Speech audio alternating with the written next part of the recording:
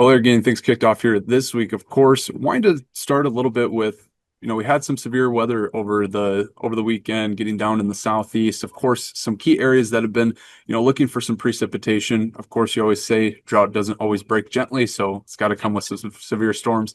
Kind of put that into perspective, though, with what we've been seeing with, precipitation patterns recently, because there's been a lot of areas still missing precip while some of these storms have been rolling in.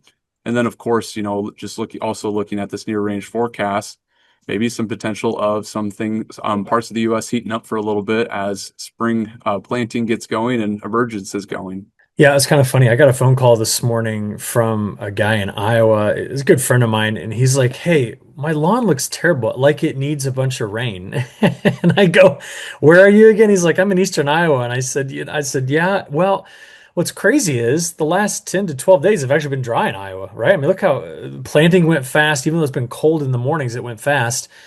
So after such a wet spring, they've had a chance to dry out. Same with Wisconsin and even parts of the Dakotas, but the Dakotas were a little dry. But anyway, it's kind of what you said here.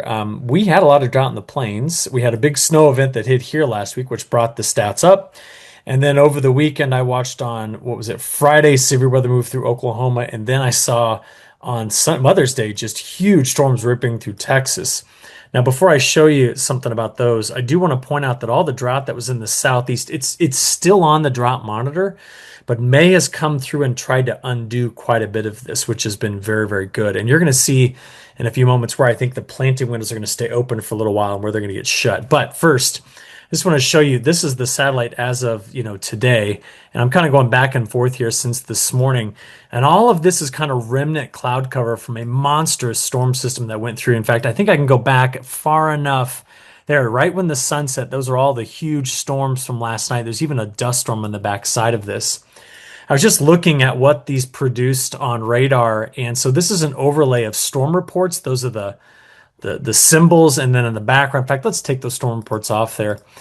This is where I've detected hail. Now, this is just over the last 3 days, so big hail event down here coming through parts of Texas. And so finally, more of Texas has got in on the severe weather. That's a key thing to think about going forward. All right, speaking of going forward, this week, though, I'm not too concerned about severe weather, right? So you can see some along the Gulf Coast, Southeast Coast. Tomorrow, there is a front coming through the Midwest, could bring in some showers and storms, and then it moves over to West Virginia by the time you get to Wednesday, but no major areas of concern.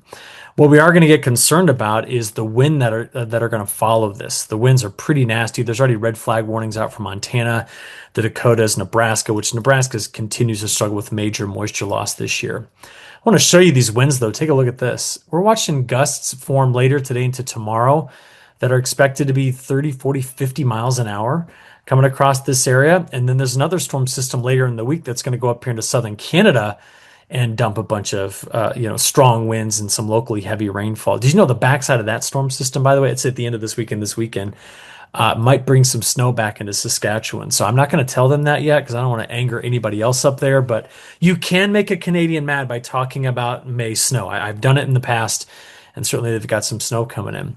But have a look at this. These have been the temperatures since we started this new month. And Dawson, we talked all month of April about like how warm it was and how rapidly we were accumulating heat. And now I've got the lower Mississippi River Valley having a top 5 coldest start to May while we're breaking records in the Northwest with early May heat, which is just nuts to think about. I did make a map this morning looking at frost area. So I was just curious, like, where have we had these big frost events? So the lightest gray is where you've gotten down to 36. The medium gray is where you've gotten to 32, and the darkest is below 28. And so we're just looking across the midsection of the country for where that's happened since the start of the new month. In places in Ohio, Indiana, sections of Missouri, Iowa, where planting has been done, we did get nipped with the frost in several of those areas. Now, going forward, most of the frost you see here was this morning, but we're not yet done with our colder conditions just yet. But before we get back into cold, look at this blast furnace going across the country. Those are today's highs, 93 in Rapid City. Tomorrow, you're going to be well into the 80s, a beautiful day tomorrow. Then this is Wednesday into Thursday. Look at the heat kind of just compiling there in the midsection of the country. 90s up and down the central and almost northern plains. Then Friday and Saturday, it spreads east. But I mean, I just told you, like, wait a minute. There's cold. Yes, there's still some cooler air coming, and it looks like this. That's today. Now watch the heat come across the country. Tuesday, Wednesday, Thursday is a big hot day there in the middle part of the country. Then Friday, Saturday, it spreads east. But that previous map only showed you the US, not what was going on in Canada. And if you look, there's temperatures up there that are 8 to 12 degrees cooler than normal. They invade the northern plains on Sunday, May 17th. May 18th, 19th, we drop those temperatures back down again. Now, the reality is dropping the temperatures, I'll just pick on Iowa again. If I make it 2 to 5 degrees cooler than average, most everybody's going to like, oh, that's beautiful. Like we're no worries. I'm not concerned about this being some sort of big frost event on May 19th. But just want to show you there is some cooler air coming through. As we get out there toward the 23rd, 24th, 25th, there's more of a mild look overall. But this is worth talking about. Why is it cooler farther to the south?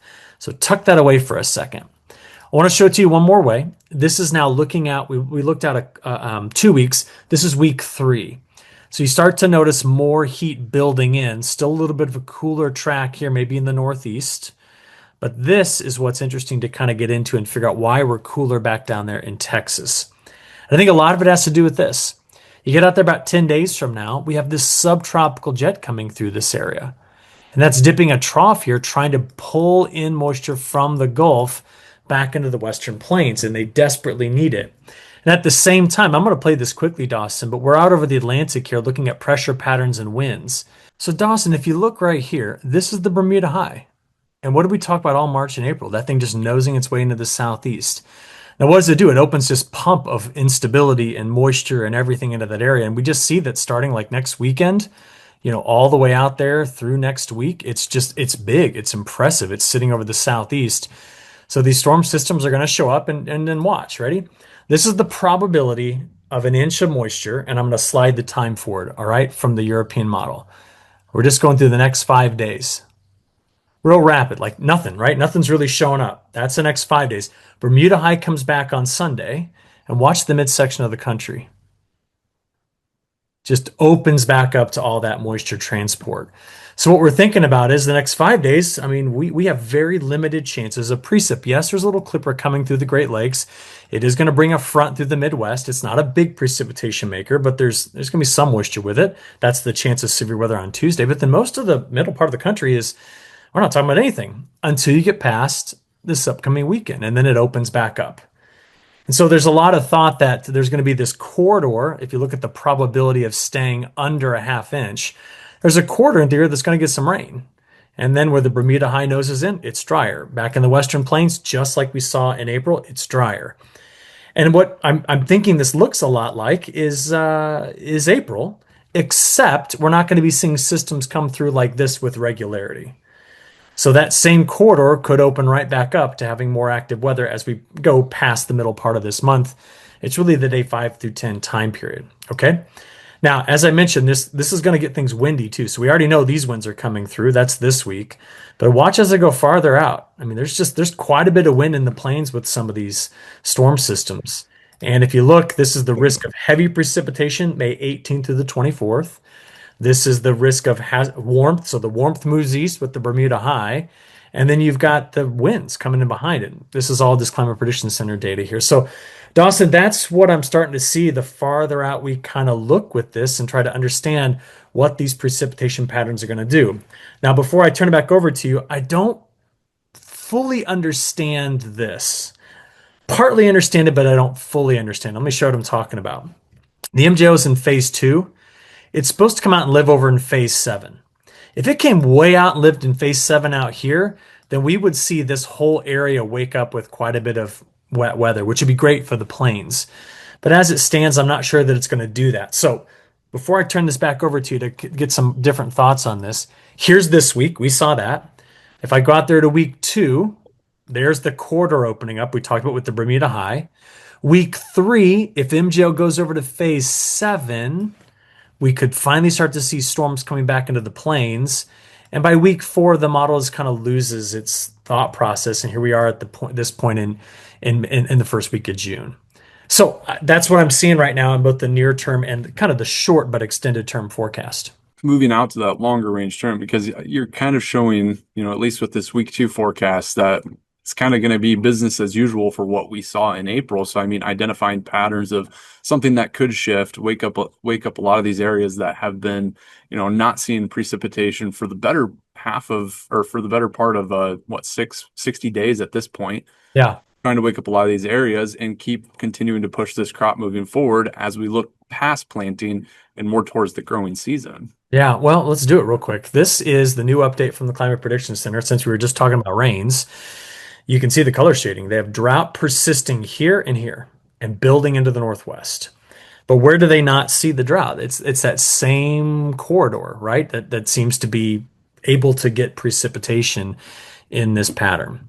Now, a lot of this is based upon the fact that we have watched the rapid increase of ocean temperatures.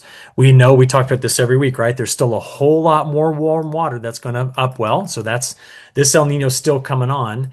And right now, if I just showed you what the summer forecast looked like based upon it, well, first of all, look at the European model.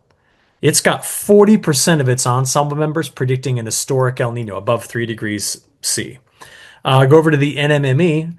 The average is at 2 point, I don't know, let's call it 2.75. That would probably be the second strongest El Nino on record.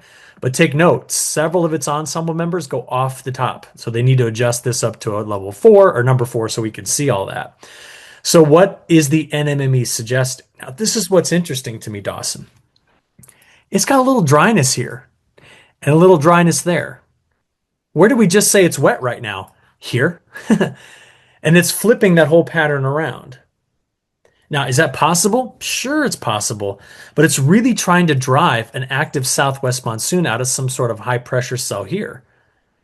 And what's baffling to me about that is in order to get this in place, I'd also probably have to, I don't know. I'd have to see all of this showing up really wet, and I don't.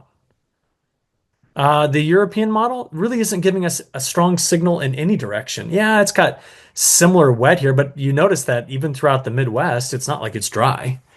And I don't think we should trust any of them. So, Dawson, as we keep reformulating these ideas, I want to show you this, okay? This is what I think the Climate Prediction Center is going to say when they do their newest release, which will be maybe we don't get it till next Monday, but it may come out this Friday. I think that their predictions are going to shove high pressure into the Gulf by the time we get to midsummer. But first, they're going to shove it over the Gulf of Alaska. So, talking about two different Gulfs, high pressure. And that would increase the greatest heat west. That would send cooler weather into the upper Midwest and Northwest flow and thunderstorms, which some of the models aren't capturing. That puts drought risk in the Northwest, drought risk along the Gulf Coast, an active monsoon. But I mean, what I see out of this is just storms here all around it. That would be my guess for this upcoming summer based upon what I think the Climate Prediction Center is going to say. So that's just another view of it. Yeah, and from what it looks like with your drawing too, I mean that's just I mean you got it put down there as northwest flows bringing in those storms, which we're typically looking for during the summertime.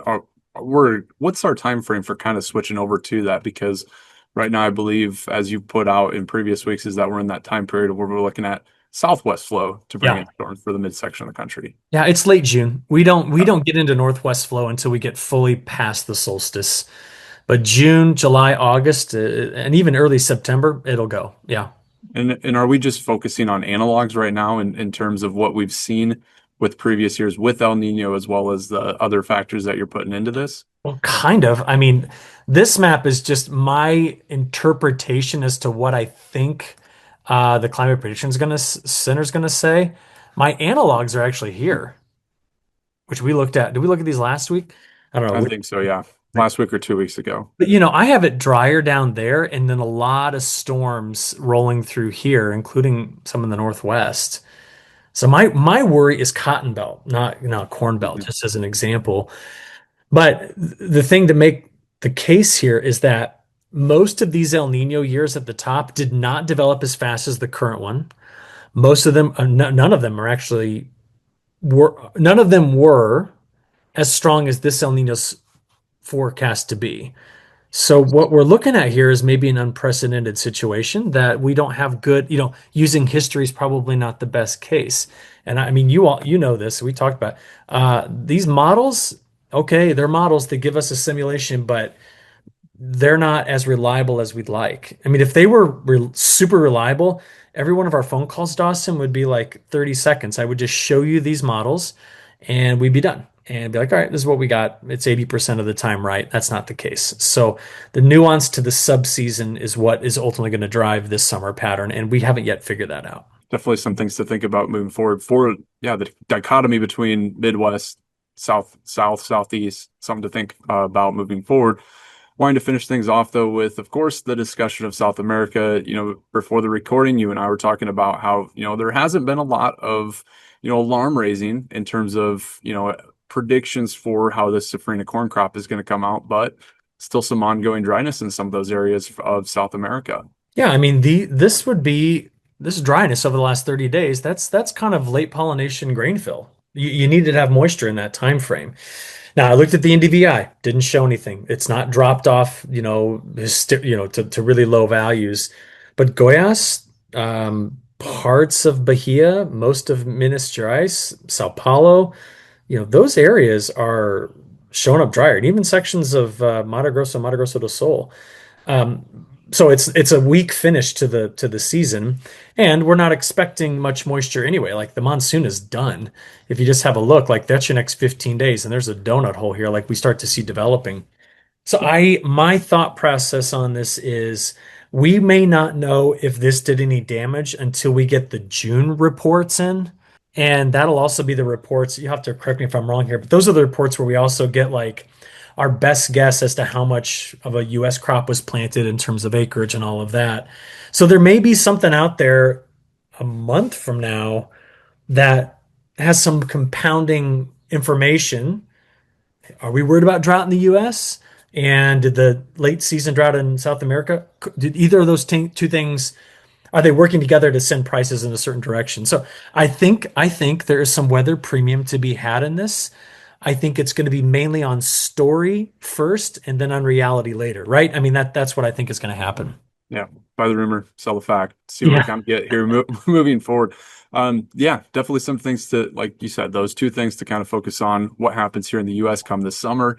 And yeah, seeing what is realized down in South America. Going to keep watching it here as these weeks and even the next couple of months progress. But always appreciate your insights, Eric, and we'll talk next time. All right, sounds good. Thanks, Dawson.